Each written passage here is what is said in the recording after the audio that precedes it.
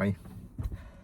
Topic of the day: need for control and what else? Structure. Structure. That's the word I was looking for. Plans.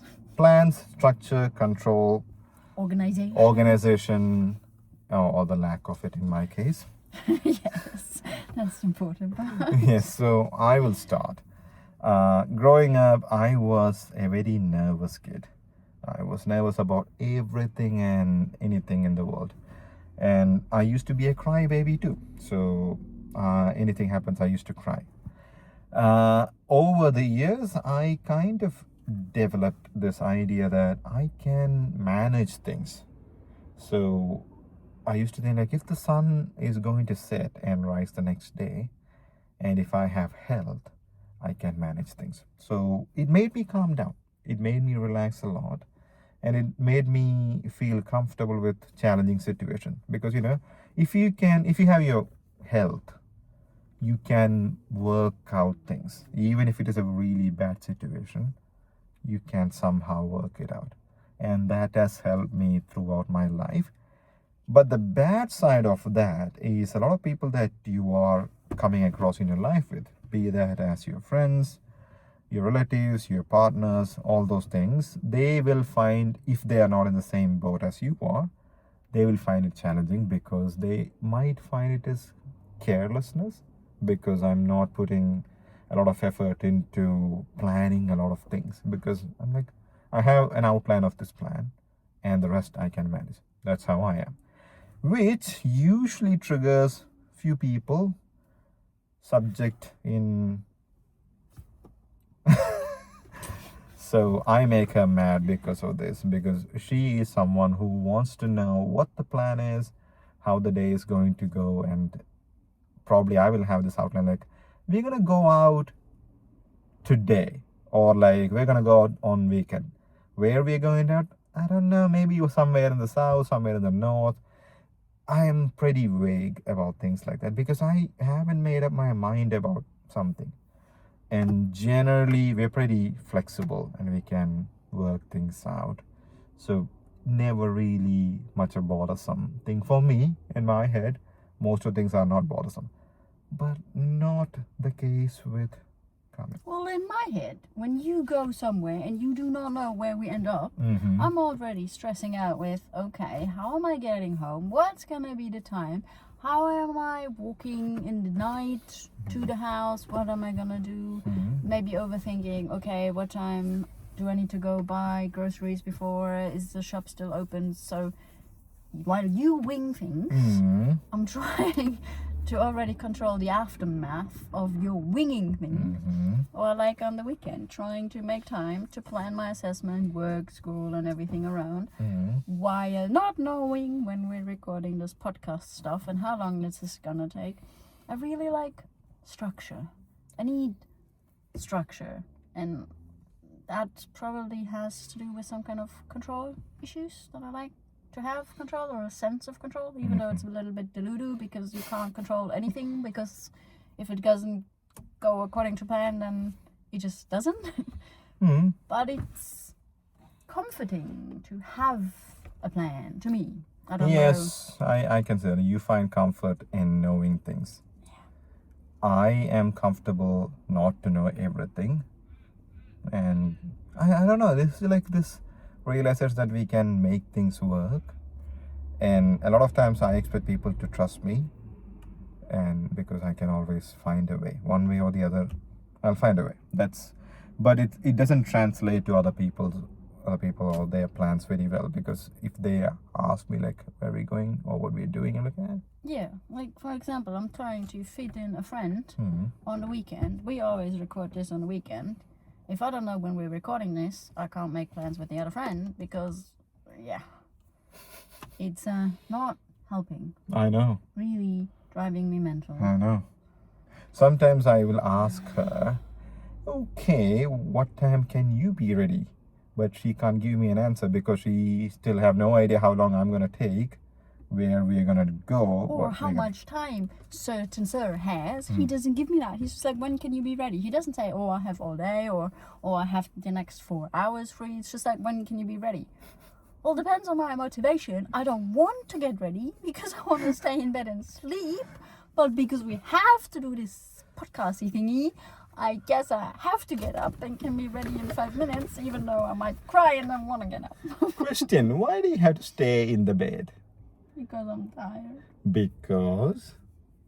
I'm tired. Why? Because I struggle with the sleepy bit. Why? Because I have a brain. So Missy here doesn't like to speak. Sleep. I like sleeping. I love it. Yeah, but you don't do it. Well, there is some kind of problem. So she's like one of these people who puts on the Holy Mass from Vatican in the background so she can sleep. What? Usually it's a murder podcast. Don't listen to that. Yeah, like imagine this. When you go into bed, you are listening to how Jeffrey Dahmer killed all these people. How are you going to sleep? Quite peaceful. I'm prepared for everything. A lot of women love true crime. And a lot of women fall asleep with true crime. Okay. Not to, shit on the stereotype. Your people are the ones who are afraid of the dark, afraid of serial killers, afraid of a lot of things. But you end up listening, and the same thing about scary movies. All these girls would say, I'm so scared. I'm like, then why watch the bloody thing? Oh, that's another thing we wanted to talk about the other day. Because when I hang up the phone, I'm like, I'm going to watch a horror movie to calm down. Why? You complain that you can't sleep, then you watch these movies. Well, yeah, they calm me down. You see the contradiction in that. Well, a scary movie calms you down. It does. Like jump scares calms you down. Yeah. No. Yes. No. A scary movie calms me down. It makes me stop overthinking. And I think the idea that people have said, I don't know how much truth is to that, the fact that a lot of women like true crime stuff seems to be that they feel prepared. No, that's Delulu in your language. Maybe it's Delulu, but that's... Nobody really knows. Okay. But it's a thing that women are the most true crime affine people. Yes, because you somehow relate to the victims in that way. I don't know why. It's really fucked up. I've read an amazing quote that says, I know where women love serial killer because these people make a plan, follow it through, and clean up after themselves. That's all a woman wants. And it's so true. Sometimes it amazes me that I'm still trying to find one of your people for me. Like, why? I wouldn't do that, but you dig your own grave. Jesus Christ. Like, look at this. It's true. They make plans, they follow through, they clean up after themselves. They're so organized and they get away with it. They are organized people. It's fucking Oh, the organizer. And no, you're not organized in everything either. I have told you about my ex's story, right? Which one? She is... The dishwasher problem? Yes. Yeah. She is the most organized person I can think of. Everything. Loves Excel spreadsheet. Everything is perfectly plotted down, okay? Except for loading the dishwasher. The woman couldn't care less, which used to bother me. Like, I'm not that organized, but I am organized in loading the dishwasher. I think this is like that engineering brain that men have. Like, you can't just chuck things here and there. It's the Tetris game of the grown-up. Yeah, I'm like, come on. How are you this clean and organized in everything else? But, except for the dishwasher. What did the dishwasher do? Can't all be perfect. Okay. Come on, everybody lacks in something. This is the same person who would tell me you don't know how to cook and clean because once you cook, the place is a mess. I get it. But that's a woman multitasking as well, because while a woman is cooking this, she loads the dishwasher this and already starts the washing because this is taking 2 minutes to cook, and that time you can do this and this and this and stuff is clean. Men don't function like that. Men are just like, ooh, cut potatoes, cut. Oh, potatoes need to go in water. Wow. Wow. Sexist much? Yeah. Oh, we just cut potatoes and put them into boil, and we just stand there like, oh, that's bubbles. I watched a video today. The difference between men boiling water and women boiling water. What? She puts the water on, goes, washes the dishes, wipes every counter, and everything And we is just done. stand there. And the men stand there and wait till it bubbles. I love that. You're happy now when you say such things, aren't you?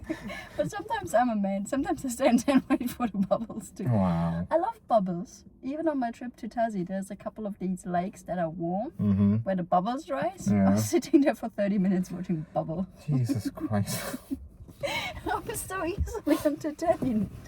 It's the little things that count. Okay. The topic was your need for control. We have strayed far off course from that. Which is not unusual. Explain. Why do you have such a need for control? Well, need for control. Mm. What I think. I'm not a psychologist, doctor, or anything, but whatever. Mm. But in my childhood, I feel like there was always a need to control the situation and need to be aware of the situation. Mm. And I think I've never gotten rid of that. Because in my childhood, there was a situation where things could escalate quite quickly. Mm. There was a couple of people who were drinking too much alcohol, and you needed to be aware, like, somebody would come home drunk at a certain time of the day.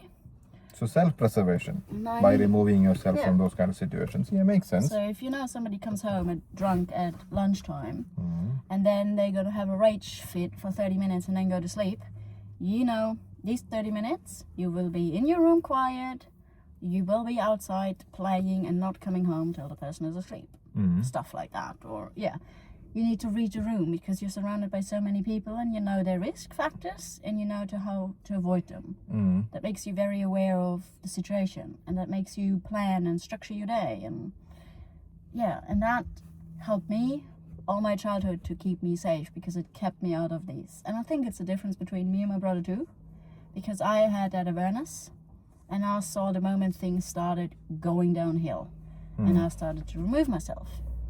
Like when there was like a tickle fight between like my dad and me or my hate brother, that bloody thing.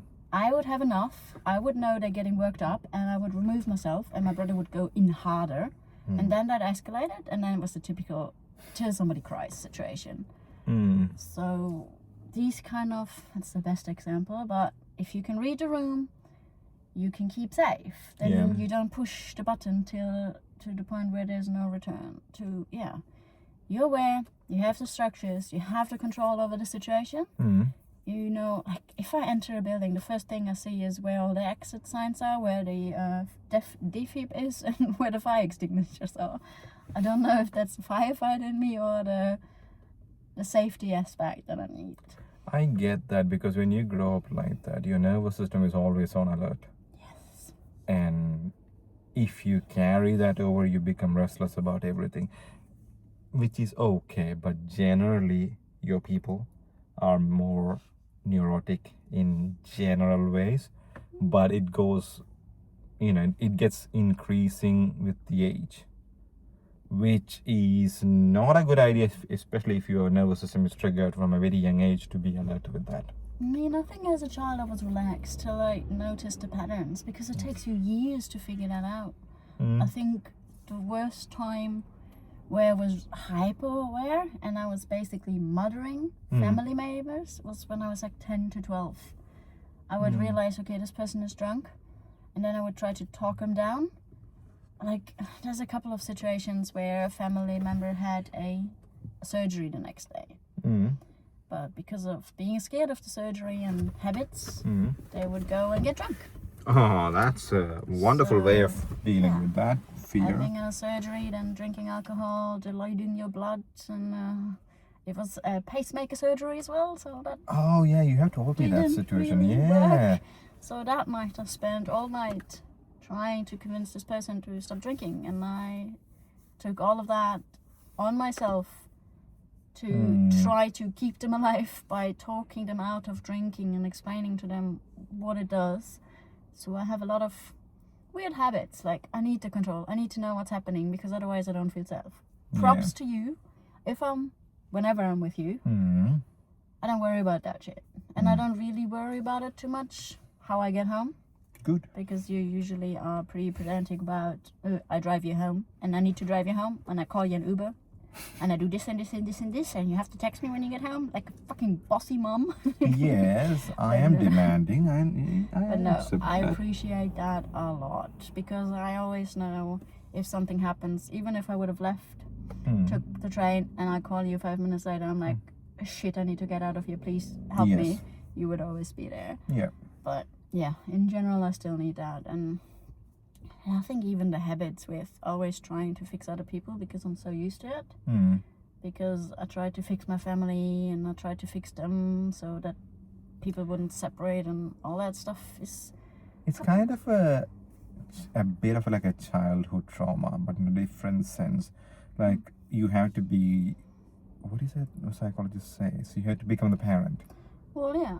I Yeah. mean, I think in one of my psychology sessions we established that I am a single mom to 5 children before I even turned 18. So That's an achievement by itself. yeah, that's why I don't think I should have children anymore. You have achieved the single mother status even before you hit puberty, which is great. Yeah, I don't know if I was a good single mom though. None of my offspring made it the way I told them to. But it's hard to parent adults too. Mm, I get that. But yeah, so Not fun at all. But I see that pattern that you get that urges about to have that knowledge about how the day is going to be, and it gives you that sense of calm and all that. But I don't know. I mean, you are in a pretty safe place, relatively, considering that's everything. the other thing. Like a safe place Hmm.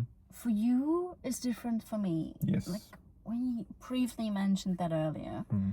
and I explained the fact that living in a not so safe childhood home, Hmm.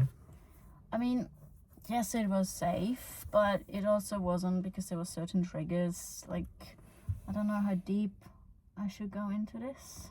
As much as you're comfortable. I mean, there was violent things, there was alcohol abuse, there was a random night where I had somebody come into my room because they mistaken my room for the toilet and they peed on my chair in my room. Jesus Christ, I didn't know that. I had several situations where a person in my family would crack the shits, beat me up, and I had to go to the hospital to check if That my I spinal didn't rib know. are broken, and that happened like 4 times within a year. So that wasn't... My safe space was my room, but being locked in a room, not even being able to go to the toilet because you don't know who's outside and what their condition is, was tough. Yeah, that's And then no ideal even at all. coming to Australia, I don't think I have a home per se, Hmm. because every year it changes. I'm traveling back and forth, even though I have a place I can come back to. It doesn't feel like a home. So I don't think I ever had a home base that felt like my home, my Yeah. safe space where nothing can happen to me. Like I have these... I've broken that habit now, Hmm. but I had that trigger. I could not sleep in a room that you can't lock, Hmm. Hmm. because at home, I like the door handle.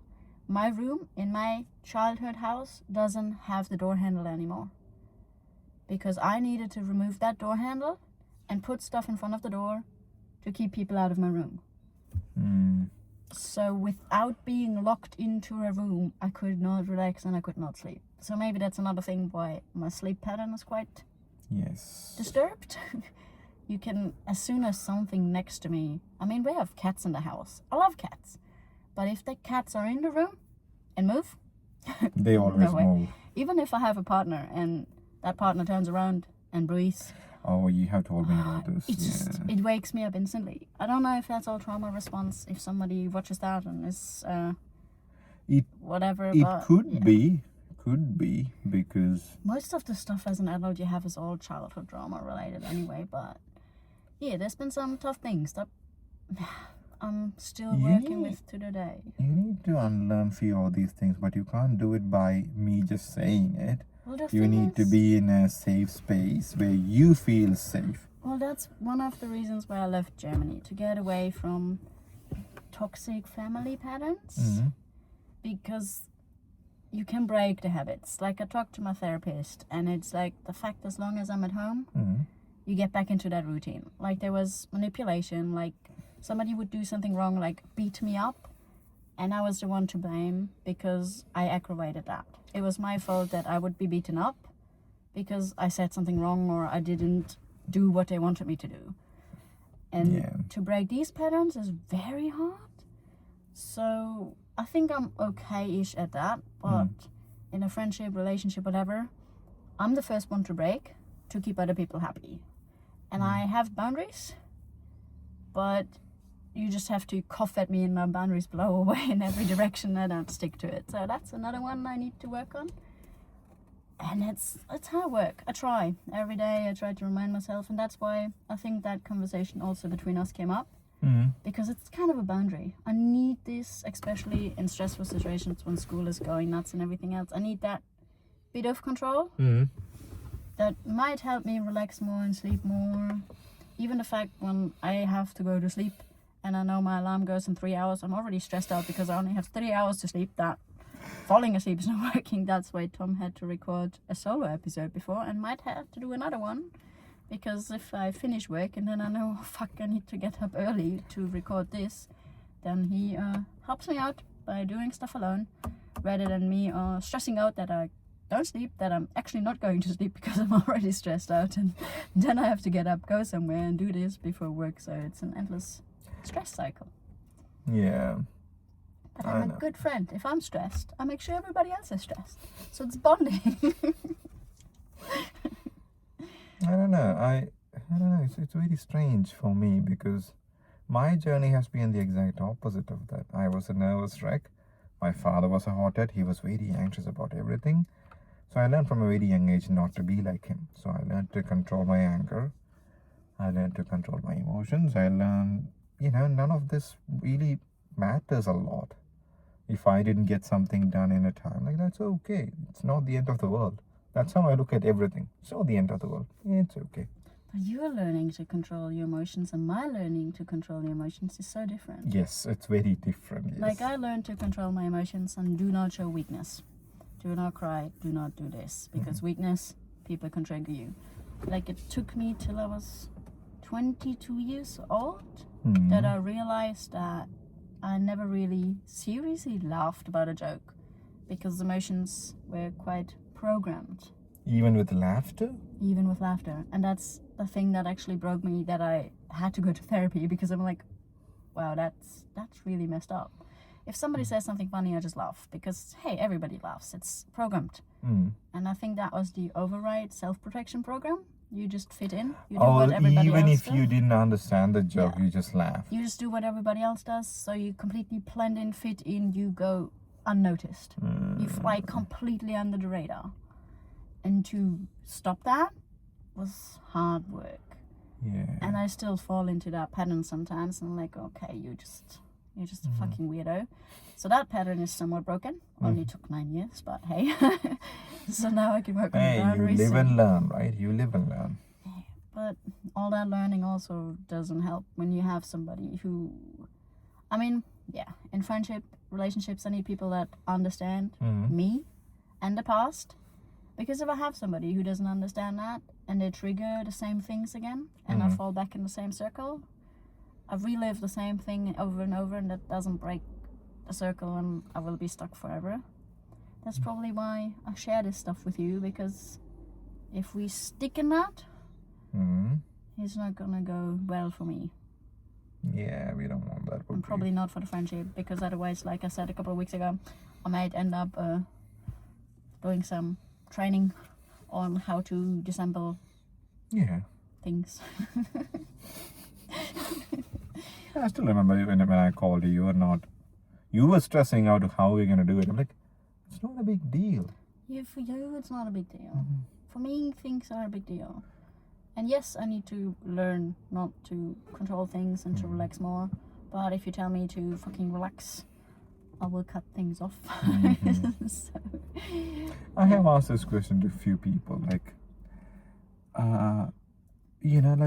learning to let go of things is a big thing. And if something is not under your control, again, I can understand your part where in your childhood things would end up bad if you did not know the result or the outcome. Thankfully, you are far away from all that. but you can always find people that do the same thing. True, but at the moment, you don't have any of those kind of toxicity in your life from anyone. Not that I'm aware of. Yes. So I always say, like, you can stay in that alert mode forever, but it will drain you because your nervous system can cope with only so much. I mean, back at home, I was always in alert mode. There's no other option, always. That's why therapy didn't work at that time, because I needed to leave the environment.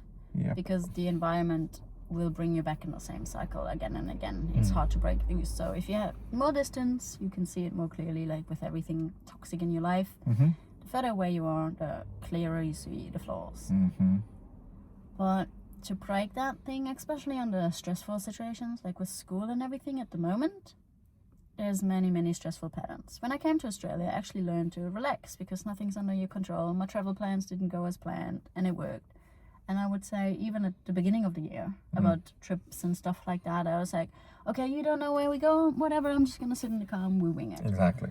But the last couple of months, Things are different. I know. stress has been building up, and now That's I'm why. falling in. It's too much to control, and it's too much stress, and that kind of goes to downhill spiral again. Yes. So now I might need a bit support to not completely spiral down to the bottom for That another makes crash. sense. That makes sense. That's why, it's more sensitive, I guess. Yeah, and it kind of messes up with your physique, like physical characters as well. Yeah. You start eating, stress eating, and I used to do the same thing. And If I would have a tub of ice cream right now, it would be gone. like, I used to work 2 jobs. I used to work 14 hours every day, except for Friday. So I come home, I leave like 7 o'clock in the morning. I come home like 1 o'clock in the night. These days are killers. Yeah, and I would have my dinner after 1 o'clock. I know it's the worst thing you can do, but eating became a release of stress because, it's tasty stuff. So I eat 1:30 or something in the morning and sleep by 2 o'clock. Wake up at 7, rinse and repeat.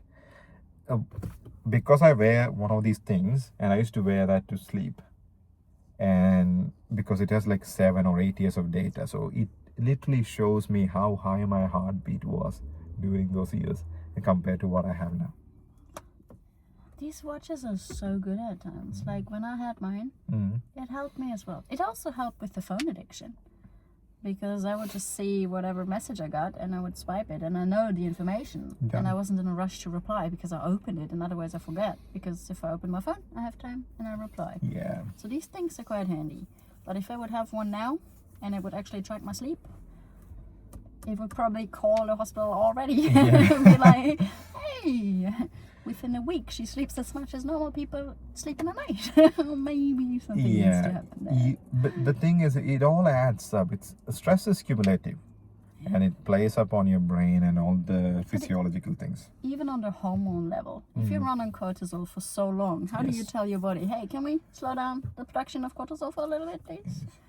So, which brings me back to the whole listening to true crime. yeah, but the thing is, okay, my brain is a mess. It's a really mess. But I'm constantly so overstimulated that a murder podcast becomes the calming agent. is the calming agent. Like if somebody's watching or playing video games all night long, and then there's all of a sudden no noise, it's weird. And I don't know what it is. I needed to start listening to podcasts at night. I never used to do that. But the last 6 months or a year, I need constant noise. And Again, it's a pattern, a distraction. yeah, and I need to stop that. But first of all, I need to solve some other things and go step by step to reduce the things and the stress level, and then it's probably a bit easier to deal with more things, hopefully. Yeah. Walking red flag, I know. Dear Lord. You just need few tweaks here and there. You're fine. Yeah. This filter needs to be changed. This filter needs to be changed. Oh, maybe an oil change and a fluid change here. What are you, machine now? Well, that would help. If that would be possible, that would be the best bet. Anything more? I don't know how to conclude this topic. It's a bit deep. Well, I would say only one thing. This is not something just you have an issue. There's so many people who are in this thing. And you have to find ways to, I don't know. Some people find it by podcasts. Again, not true crime, I'm saying. Okay? Hey, I listen to other podcasts. Like, you are not crazy. What about music? Depends. Mm. But the thing with music, if you play a playlist, Yeah. like the consistency changes. Like you have slow beat, high beat, low voice. There'll be music for sleep.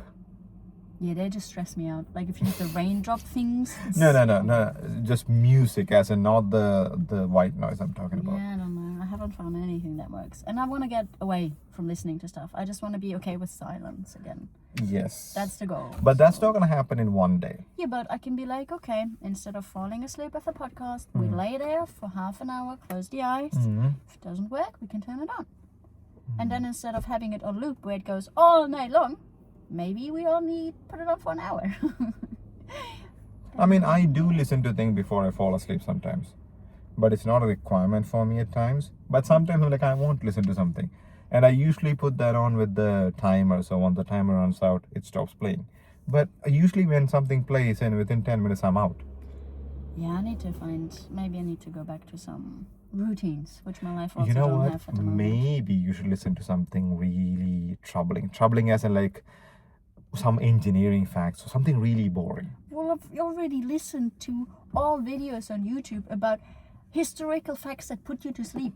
It's not working. Oh, I know that as a 3-hour podcast. I know, I've done that 500 times. No, because sometimes it intrigues you. Like, oh, this person got shot and Yeah, that's how the First World War started. And you go, oh, how did that happen? Exactly. I had to pause it and go back and be like, Yeah. wait, what was that? Yeah. And then I wanted to write it down. I'm like, "Grr." Yeah, you don't want that. You want something really boring. That's why a crime podcast works. Mhm. I don't care how he killed him. Well, that's also a bit intriguing. Okay, that's why it's. Or it's at the moment it's all kind of YouTube dramas. Usually some 1-hour video that I haven't. Some YouTuber having a beef with another YouTuber. Why do you think we could talk about the YouTube beef from the two influencers last week? God. Because that's what's been going on when I go Again, to sleep. I am giving you a session. Listen to some engineering fact. How they built a But machine. that's also intriguing. Try it. You would hate it. I am definitely okay. If it has like maths or engineering and all those kind of stuff that, or machinery. I wanted to be a mechanic at I one point. know, but it's like something really tricky machinery, like something really boring. Then it sounds like I'm talking to one of the guys at work, Oh, good God. which is also not an helpful part. How humans built the machine to go to the moon. Good podcast. Here we see. I mean, I find something, but I try to get away from it. But I probably have too much on my mind and I don't want to deal with it, so I'm distracting myself with things. That's So usually that's the my first guess. Yes. pattern I need to break. Yep. But it's hard work. I don't know how I do that, but yeah. You know the other funny thing that happened 2 days ago? You know the place I live? No. Yes. I've been living there for more than 2 years. The first year was a huge mess because of the noise of that other apartment block Or the being building. built. Okay? Yeah. Then that finished. The last year was they introduced new lights around my... And it was so bloody lit up in the night and I found it really hard to sleep. Now I probably will move out from that place within 2 months. Now the lights are gone. Oh, the lights are gone. Yesterday the lights are gone. I was like, why is this place so dark? I'm like, the lights are gone. Yeah, I remember when I was crashing on the couch. Yeah. The lights were like, what is it? Is Gone. it midday or whatever? And I'm hoping that this stay gone because I love the darkness. I don't want them to come back. Yeah. But I'm like, oh yeah, now I have to move out within 2 months. Everything starts to fall into somewhat okay. Yeah. And then you move into an area where you have building noises again for the next year or two because they build more and more houses. Yeah, in that area it's almost all built up. I don't care. Yeah. It's only going to be the occasional train, but that's okay. But that's another. We need to make a vlog about designing and decorating your house. Oh yeah, ChatGPT. Because my friend sent me a few of the things. You take a picture of a room, And upload that in ChatGPT, ChatGPT, and ChatGPT gives you the best design. Then we Like, need to go to the place in Preston that I sent you. That What place place? for furniture and decoration stuff. Oh yeah. Yeah. We have to go there. It's Yeah. like an IKEA kind of thing, but yeah. Kind of like an IKEA. Because we need to contentify our trips. Absolutely. Yeah. So we can upload things that might be interesting, entertaining. So nobody's going to be bored in summer, right? We're gonna make that baking video, and we'll go with that. Yeah, let's wait how many months. He mentioned that 2 or 3 times already, and it's still nothing I'm planning. No 2 more ingredients. months. 2 more months. We'll see. Oh, and he mentioned a Christmas tree decorating. Yes. So maybe we do that too. Oh, that's a sad story. But another episode. Christmas tree sounds sad. It's sad for me. It's not sad for you. I am the one who had all these hope about life, ideas, dreams. Yeah, and they get shattered. That's I know. life. I know. Everything gets shattered. That's what life is about. Ups and downs and ups and downs. Isn't that the saying? That's like a heartbeat. If it stops beeping, you're dead. If there's no ups and downs, there's nothing anymore. I haven't heard that before, but okay. Yeah. Maybe that's a German thing. Life has to have ups and downs like the heartbeat. Mm-hmm. If there's a flat line, you're dead. Finito. Finito. Finito. Then is no more life. Let's finito this. Okay, finito. Bye-bye. Finito.